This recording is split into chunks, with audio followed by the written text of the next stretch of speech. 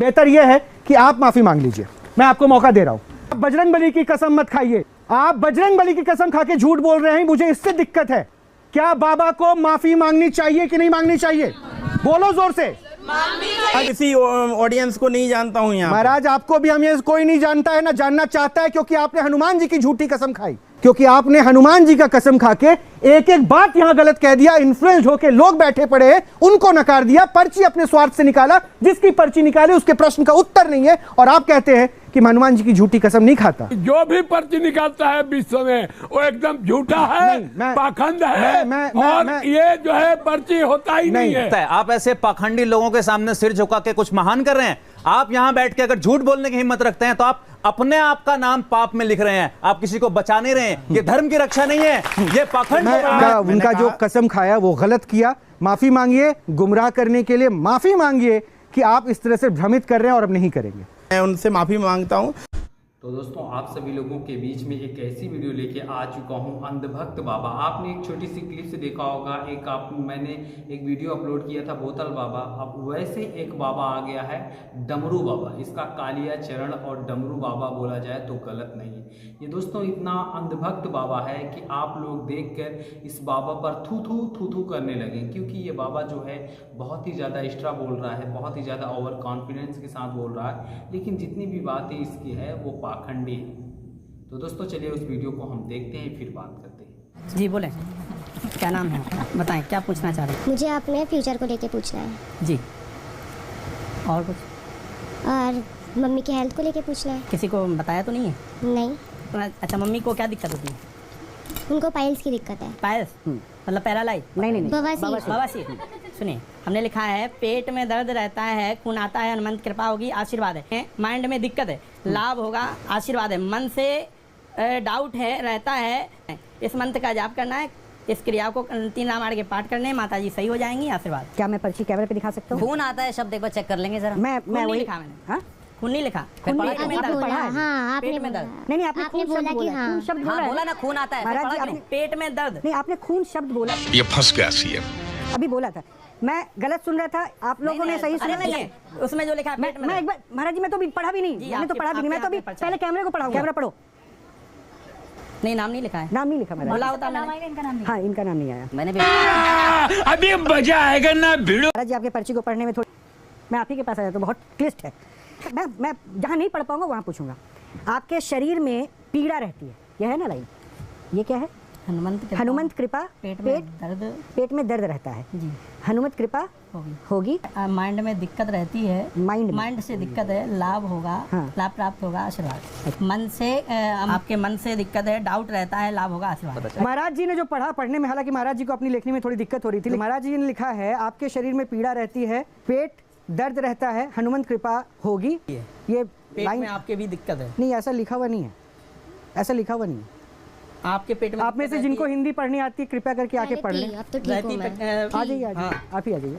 ठीक है। नहीं अरे रुको, थोड़ा देखे ना माँ के बारे में। हाँ, मैं सुनवा सकता हूँ वो क्लिप? अरे हाँ भाई हाँ, मैं एक बार सुनवा देता हूँ। बाबा महाराज जी ने क्या कहा था, एक बार देख लीजिए, सुन लीजिए, उसके बाद फिर पर्ची पे जो लिखा है सशा में फिर पायस मतलब पैरालाइज नहीं बवासीर। सुनिए, हमने लिखा है पेट में दर्द रहता है, खून आता है, हनुमंत कृपा होगी, आशीर्वाद है। महाराज जी, मैं दोबारा प्ले करवाऊँ या नहीं?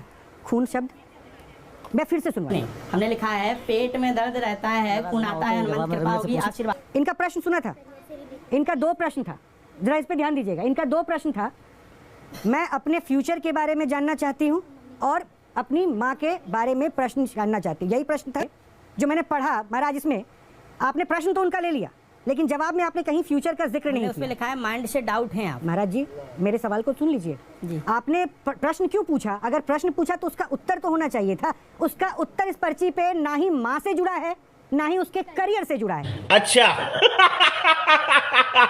तो पर्ची में लिख देना, मैं बोल दूं अरे आपके तो बाल झड़ते हैं डेली कम से कम 10, मैं बाबा हो गया, परम ज्ञानी हो गया। पूछा। अब अगर आप प्रश्न पूछते हैं तो प्रश्न का उत्तर भी तो इस पे लिखेंगे। इसमें से उनके 2 प्रश्नों में से एक का भी उत्तर नहीं है।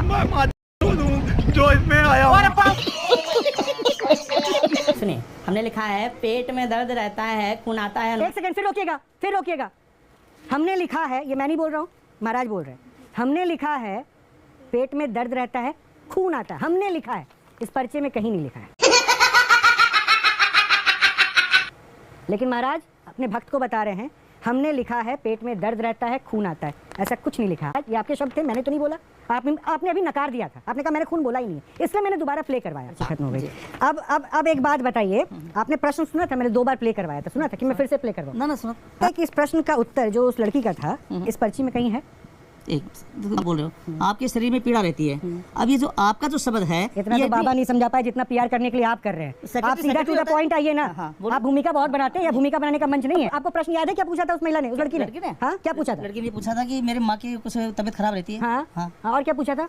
पाइल्स की यही प्रश्न आपने सुना? फिर वही बात, जब आपने सुना नहीं तो आप गलत और सही कैसे एक्सप्लेन कर रहे हैं? देखो साहब, आपने जाइए बैठिए महेश जी। तो प्रश्न सुनना चाहिए था, उसने अपने करियर के बारे में पूछा और अपनी माँ के स्वास्थ्य के बारे में पूछा। बहरहाल आपका बहुत बहुत शुक्रिया, आप मंच पे आए, हमारा मंच तैयार हो गया। बहुत बहुत शुक्रिया। और अभी तो रुको, क्लाइमैक्स अभी बाकी है। अब बाबा मैं आपसे सिर्फ एक रिक्वेस्ट करूंगा, मुझे दिक्कत और परेशानी अब सुनिए स्पष्ट रूप से, वास्ते क्यों? बोल बोल। ने बजरंग बली की कसम खाई, कसम खा के ये झूठ कह देना कि आप अपनी बातों पे नहीं रहते हैं, आप मुकर जाते हैं। देखिए, आप मुकर जाते हैं, आप कहते हैं खून नहीं बोला, खून आपको मैंने सुना दिया। आप बजरंग बली की कसम मत खाइए, आप बजरंग बली की कसम खा के झूठ बोल रहे हैं, मुझे इससे दिक्कत है। मुझे जाने दो, मुझे जाने दो, मेरी माँ मेरा इंतजार कर रही है। मैं आज ऑडियंस पे छोड़ रहा हूँ, क्या बाबा को माफी मांगनी चाहिए कि नहीं मांगनी चाहिए? अरे हाँ भाई हाँ। बोलो जोर से, क्यों मांगनी चाहिए? महाराज ये झूठी कसम खा के आपने गलत की। किसी ऑडियंस को नहीं जानता हूँ यहाँ। महाराज आपको भी हम कोई नहीं जानता है, ना जानना चाहता है, क्योंकि आपने हनुमान जी की झूठी कसम खाई। परेशानी ये है, हनुमान जी का झूठी कसम खाने वाला इंसान। शर्म करो, भगवान से डरो, भोसड़ी वालों, भगवान से डरो। बेहतर यह है कि आप माफी मांग लीजिए। मैं यहीं पे अब शो खत्म करूंगा। इसके अलावा हनुमान जी कोई बात नहीं, इसके लिए तो माफी है, लेकिन मैंने किसी को नहीं जानता हूँ, ये मैं कह रहा हूँ। जहाँ आपने माफी मांगी वहीं पे मेरा स्टेटमेंट खत्म हो गया। हाथ जोड़कर, दोनों हाथ जोड़कर यहाँ झुक के बोल रहा हूँ, हनुमान जी को बीच में लाके ऐसे कारोबार को मत कीजिए जिससे धोखा हो, क्योंकि आपने हनुमान जी का कसम खा के एक एक बात यहाँ गलत कह दिया। इन्फ्लुएंस होकर लोग बैठे पड़े हैं, उनको नकार दिया, पर्ची अपने स्वार्थ से निकाला, जिसकी पर्ची निकाले उसके प्रश्न का उत्तर नहीं है, और आप कहते हैं कि हनुमान जी की झूठी कसम नहीं खाता। आई एम सॉरी बाबू। पाताल बाबा फाइनल कमेंट दीजिए। मेरा कमेंट ये है कि जो भी पर्ची निकालता है विश्व में वो एकदम झूठा है, पाखंड है, और ये जो है पर्ची होता ही नहीं है, पर्ची होता ही नहीं है, पर्ची नहीं होता है। महाराज अगले जन्म में भगवान तुम्हें सुअर बनाएगा। तो दोस्तों आपने वीडियो पे देखा कि किस प्रकार ये बाबा जो है वो अपने आप को दावा करता है कि मैं बहुत कुछ कर सकता हूँ, ये कर सकता हूँ, मैं पर्चा खोल सकता हूँ। और एक बहन का पर्चा खोला तो उसमें क्या लिखा, उसने अपने भविष्य के बारे में बात की और अपनी माँ के बारे में बात की, अपनी माँ के बारे में पूछना चाहा। तो दोस्तों उसने एक खून उसमें उसके पर्चा में लिखा भी नहीं था, लेकिन उसने अपने से बता दिया। दोस्तों जितने भी ये भारत के फर्जी बाबा हैं और ये जो अपना एक ढाबा चला रहे हैं और लोगों को अंधविश्वास में डाल रहे हैं, इन सब बाबाओं के साथ क्या करना चाहिए आप लोग कमेंट में ज़रूर बताएं। क्योंकि दोस्तों आज हमारा जो देश है वो पाखंडवाद की ओर बहुत ही तेज़ से चला जा रहा है।